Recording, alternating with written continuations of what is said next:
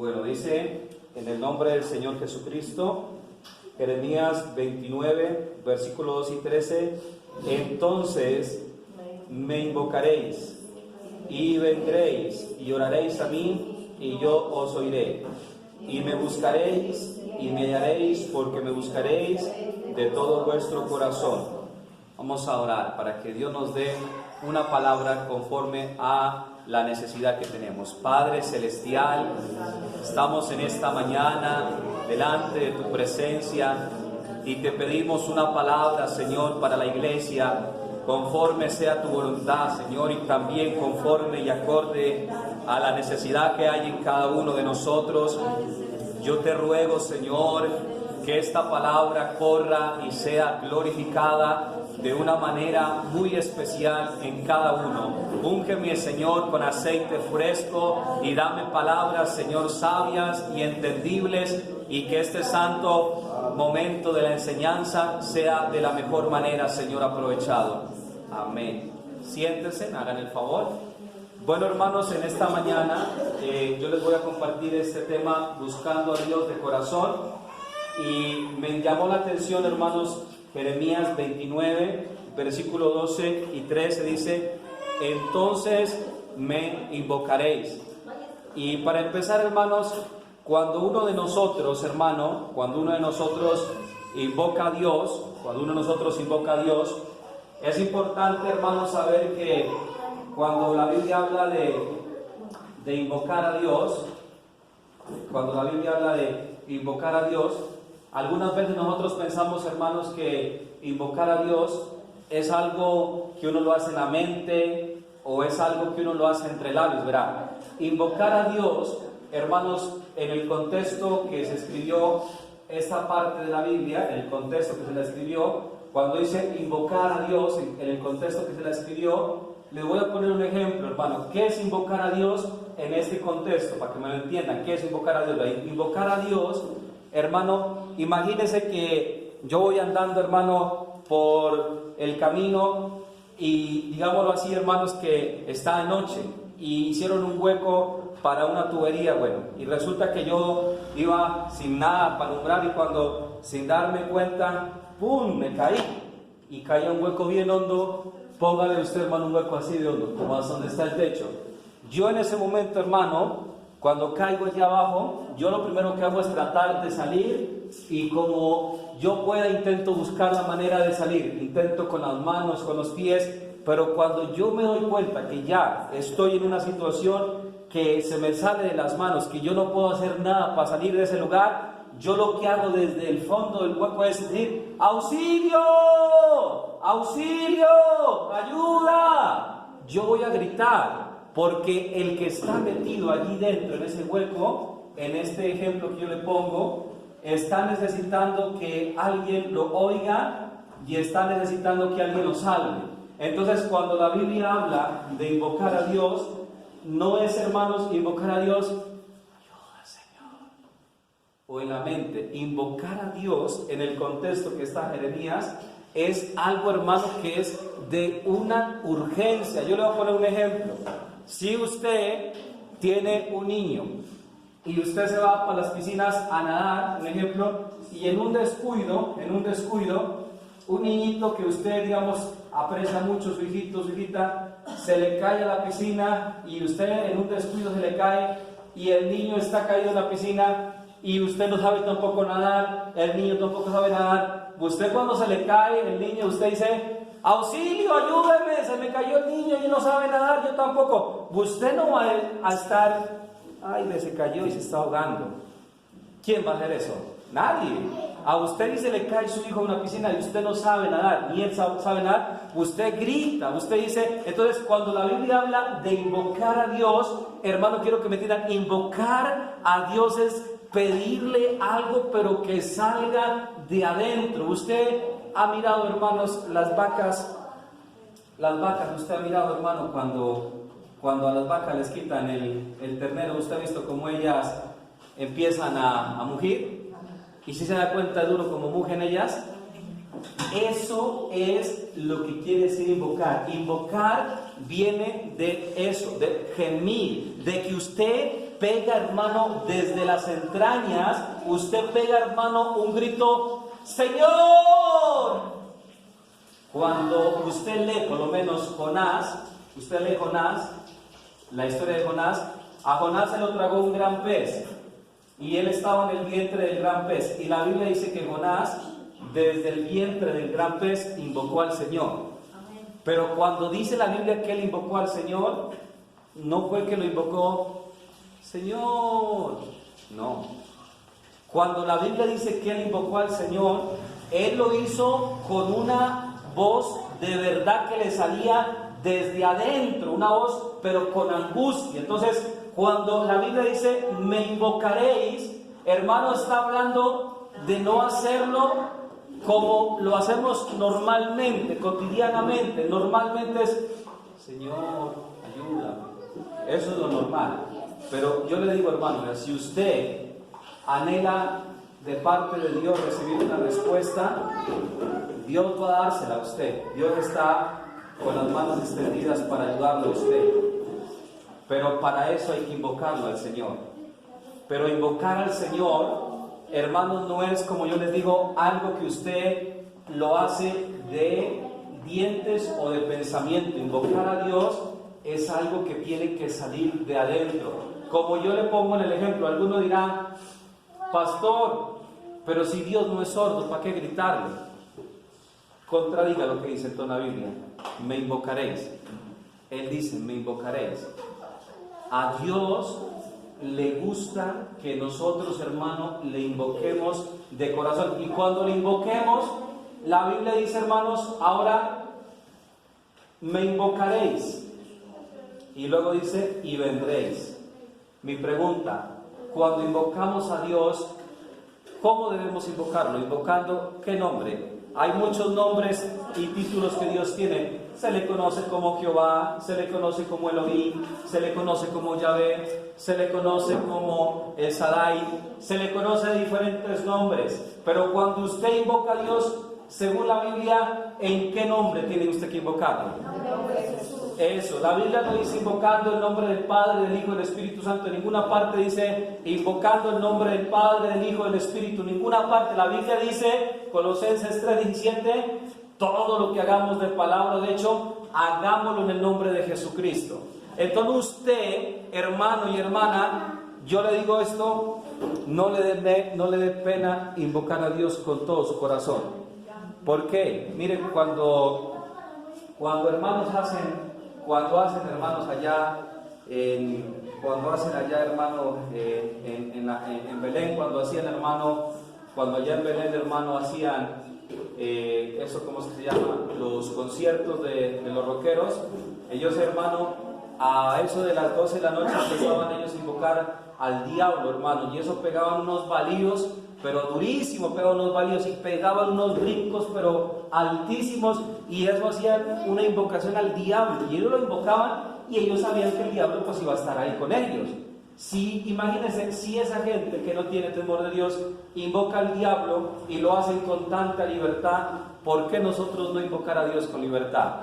Yo lo digo porque la verdad, usted, si no ha llegado a presenciar cómo los rockeros invocan al diablo en un concierto que lo hacen en la plaza, ellos lo invocan al diablo como usted de pronto lo invoca a Dios, lo invocan de verdad. Ellos no es que, diablito, ellos, hermano, pegan unos balíos, hermano, que uno queda asustado, los balíos que pegan, invocando al diablo.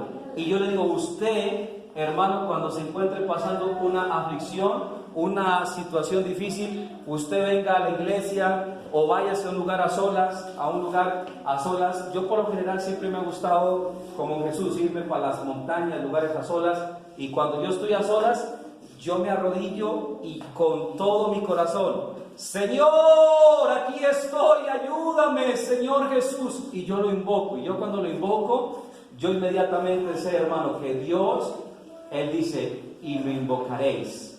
Y ahora que dice la palabra de Dios, y me hallaréis. Yo le digo esto, hermano, vea, le voy a poner otro ejemplo. Mateo 7:7, mire lo que dice la Biblia, hermano. Mateo 7:7 dice la escritura así: pedid y se os dará, buscad y hallaréis, llamad y se os abrirá. Dice, pedid y se os dará. Yo le voy a poner un ejemplo, hermano, usted va a entender. El Señor, a él, hermano, le ha gustado, y al Señor le gusta, que nosotros seamos persistentes en lo bueno. A él le ha gustado y le gusta eso. Entonces, quiero que... ¿Por qué mi trapito? ¿Lo vieron? ¿Dónde está? Va a ir borrando. Entonces, gloria al nombre del Señor Jesús. No, pero este es el papel. Uno que aquí que se hizo. Entonces, dice Mateo 7, gracias. Mateo 7:7 dice: y me buscaréis y me hallaréis, porque me buscaréis de todo vuestro corazón. Hermano y hermana, un ejemplo les voy a poner. Un ejemplo. ¿Cómo nosotros debemos al Señor buscarle? ¿Cómo debemos buscar al Señor? ¿Cuál es la manera de buscar al Señor? ¿Cuál es la manera de buscar al Señor? La manera de buscar al Señor tiene que ser, número uno, independientemente de las circunstancias. Independientemente de las circunstancias. Dos, la búsqueda a Dios debe ser, hermano, algo constante. Entonces, cuando vamos a hablar, hermanos, de la búsqueda de Dios, tiene que ser independientemente y constante. Independientemente, ¿qué quiere decir? Sea, hermano, que usted tenga problemas o no tenga problemas, que busque al Señor. Aquí pongamos problemas. Listo.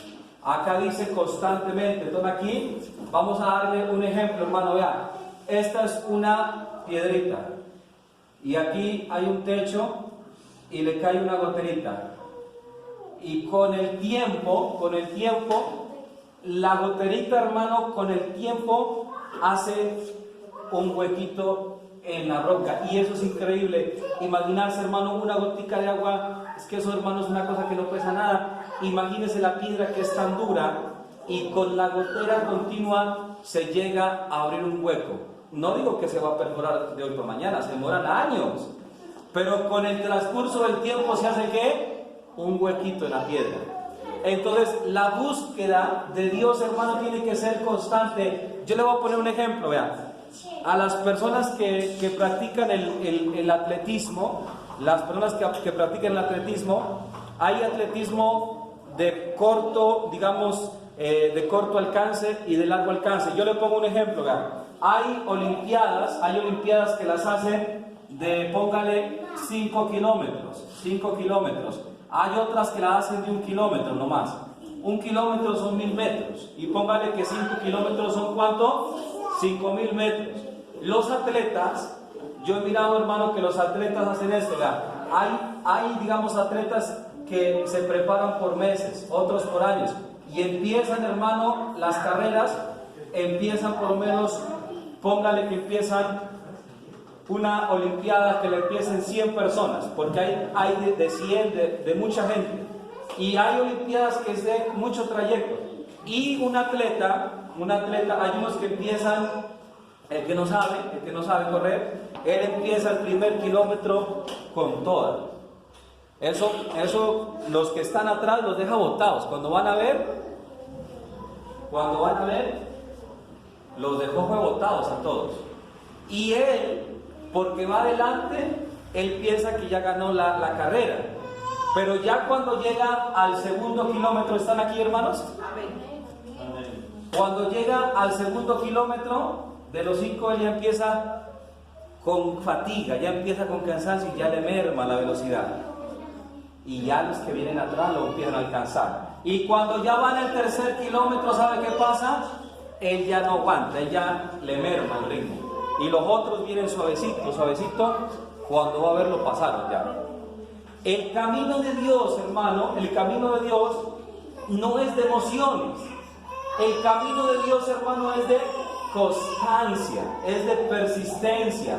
¿Por qué le digo? Porque usted puede empezar con toda, pero yo le digo, vea, el que empieza corriendo, el que empieza corriendo en la carrera parece que va a ganar, pero es el que pierde. Y el que va despacito es el que gana. ¿Qué quiero decirle con esto? Vea, el camino de Dios, hermano, es algo de persistencia, de orar constantemente, de buscar de Dios constantemente. Es algo como cuando usted se casa, ¿vea? Cuando usted se casa, a usted le dicen en la salud y en la enfermedad, en la riqueza y en la pobreza, en la abundancia y en la escasez. Prometes amar a tu esposa, prometes amar a tu esposo, y usted dice, en abundancia, amén, en la escasez, amén. Entonces con Dios es lo mismo. La constancia, hermano, es algo que como iglesia debemos aprender, porque como estoy poniendo el ejemplo, la gota continua abre un hueco en la roca. Y yo le digo, mi hermano, sean constantes en el camino de Dios, sean persistentes en el camino de Dios. No hagan lo del atleta que empieza corriendo y cuando ya va al tercer kilómetro ya queda botado. Yo le digo, el camino de Dios es de constancia. Pongamos un ejemplo. Si Dios le regalara a usted de vida, pongamos, yo tengo 26 años. Pongamos que Dios me regalara a mí de vida otros 26 años. ¿Sabe cuál es la clave? Que lo que Dios me regale de vida, yo persevero y yo me mantenga en el camino de Dios. Porque de nada me serviría que Dios me regale, un ejemplo, una vida larga y a lo último yo empiece a aflojar. Yo le pongo un ejemplo. Usted puede ser un buen hermano, pero si usted afloja y se descuida, pierde todo lo que hizo. Entonces, el camino de Dios, hermano, la búsqueda tiene que ser constante, mis hermanos queridos. Vea, yo les digo, vea, como una vez les di una prédica, yo no sé si usted se acuerda, yo tengo esa prédica todavía grabada, y yo les decía, la relación con Dios hay que tejerla. Esos son los hilitos, vea. Un hilito para acá, un hilito para allá, y así. Se va tejiendo, se va tejiendo, se va tejiendo hasta que se hace algo. La relación con Dios, hermano, como yo les digo, es algo que se lo empieza a hacer poco a poco, como un pájaro. Un pájaro no va a hacer el nido con una sola, digamos, hilachita. Él empieza a colocar una, otra, hasta que al final él tiene su nidito. Las cosas con Dios es lo mismo, mis hermanos. Vean, la constancia es lo que a usted lo va a lograr que se afirme en el camino de Dios. Pongo un ejemplo, hermanos, vean. Yo les pongo un ejemplo, ¿verdad, hermano? ¿Verdad? Yo les pongo un ejemplo, ¿verdad? Si usted es persistente en el camino de Dios, Dios lo va a moldear a usted. Porque en el camino de Dios, Dios nos moldea. Vean, yo le voy a poner un ejemplo. Cuando uno trabaja en una panadería, yo trabajé cuando era más joven en una panadería, y uno tiene, hermano, que meter la masa que ya está revuelta con huevos y con todo en un rodillo que gira, y eso la deja que blandita, porque uno se pusiera a amasarla con las manos se demora mucho, un rodillo. Y la masa en un principio, cuando está, hermano, todavía medio amasada, es dura, pero cuando uno la mete al rodillo, la masa queda que blandita, uno la coge y es bien blandita. Y es lo mismo, vean, si usted, hermano, en el camino que va caminando se deja moldear, Dios lo moldea. Pero si usted no se deja moldear, se queda con los resabios hasta que se muera. Esta es una vasija, está torcida. Pero ¿qué hace el Señor? Él lo va moldeando a usted. Si usted se deja, lo moldea. Pero si usted, pongamos, es una vasija y no se deja moldear, va a quedar deforme. Es una vasija deforme. Pero si usted en el transcurso de su vida se deja moldear por el Señor, se deja que Dios lo amase, que lo moldee, el Señor va a hacer de usted una vasija útil para toda buena obra. Pero si usted en el camino de Dios no se deja moldear, queda chueco hasta que se muera. Pero si usted se deja moldear por el Señor va a hacer de usted una vasija excelente. Pongamos, usted estaba en una área mal, pero usted se dejó moldear por el Señor, entonces ¿qué? El Señor lo hizo una vasija bien hermosa, bien bonita. Pero si usted no se dejó moldear por el Señor, vea, hasta el día que se murió quedó así, porque no dejó que Dios lo moldeara. Es que en el camino de Dios, Él empieza a incomodarnos, Él empieza a redarguirnos. Y el Señor dice, yo le pongo un ejemplo, Rulbeni, estás orando poco. Rulbeni, te está faltando más humillación ante mí. Y ahí me está moldeando Dios. la conciencia me empieza a hablar. Pero si yo ignoro lo que Dios me habla, eso que más adelante me quedo con ese hábito yo, con ese conformismo. ¿Y qué va a pasar? Me quedo chueco, hermano. Y yo le digo, hermano, vea, busque al Señor constantemente. Y en la búsqueda de Dios, déjese moldear por el Señor. Y aparte de dejarse moldear, búsquelo independientemente de las circunstancias. Solamente cuando usted busca a Dios de esta manera, usted verdaderamente va a poder encontrar el rostro de Dios. Porque a veces, hermano, pasamos por alto lo que dice la Biblia. Mire lo que dice, vea. Ahora dice, versículo 12, vendréis y oraréis a mí y yo os oiré. Vendréis. Y aquí viene otra parte, hermanos. Yo le voy a decir un ejemplo.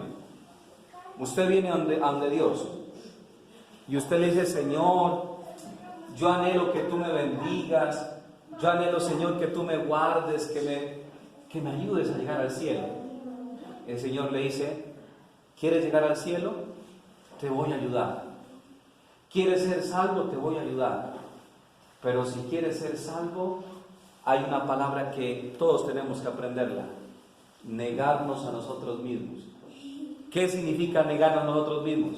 Que Dios, hermano, Él puede ayudar hasta el más llevado. Pongamos un ejemplo, que aquí viene, hermano, un matón y me dice, pastor, yo maté a 100 personas. ¿Será que yo tengo remedio? ¿Será que yo tengo perdón de Dios? Yo lo veo y le digo, usted ha hecho muchas maldades y debería estar hasta muerto por tantas maldades que ha hecho. Pero si de corazón buscas a Dios, Él te perdona y aparte de perdonarte, te hace una nueva criatura. Imagínese, vea, puede ser el más dañado, Dios lo cambia si dispone el corazón. Entonces, yo le digo, hermano, vea, Dios lo ayuda siempre y cuando usted disponga su corazón. Porque usted no va a pensar que Dios cambia a la fuerza. Usted no va a pensar que Dios me cambió a mí a la fuerza. Es que vos tenés que cambiar. No, Dios nunca me ha cambiado a mí a la fuerza. Él me cambió voluntariamente porque yo quise también. Y es lo mismo. Dios no puede cambiar el carácter, la personalidad, no puede cambiar su vida a menos que usted se lo permita y le deje que le cambie. Y cuando Dios nos cambia y nos transforma, hermano, eso a veces también nos incomoda. Pongo un ejemplo. Cuando uno tiene una herida y la herida está infectada, uno tiene, hermano, que limpiarse la herida para que le cicatrice y luego la cicatriz ya le va a quedar. Pero cuando usted está enconada en la herida, a usted le duele. El pecado, hermano, es una llaga que tenemos en nuestra vida que a veces, hermano, pastor, no me toque esa llaga que yo tengo. Si me tocan esta llaga, no, eso sí no va conmigo. Tóqueme lo que quiera, pero no me toque la llaga. Yo le digo una cosa, si usted quiere verdaderamente que Dios lo sane espiritualmente, tiene que dejar que el Señor le meta el dedo en la llaga, le saque el pus que tiene aquí y que Dios mismo se encargue de cerrarle esa herida que tiene. Pero si usted no le permite a Dios que le saque el pus que tiene en su corazón, que representa el pecado, la herida todo el tiempo va a estar podrida. Y yo le digo, hermano, yo he aprendido con el tiempo de que uno a veces tiene, hermano, llagas que no le ha permitido al Señor que se las sane. Y esas llagas están ahí, hermano. Y cuando el Señor nos quiere cambiar, ay no, Señor, hábleme de prosperidad, hábleme de salud, hábleme de que voy a estar alentado, pero no me hable de eso, porque si usted me habla de eso, ahí sí ya no me gustó.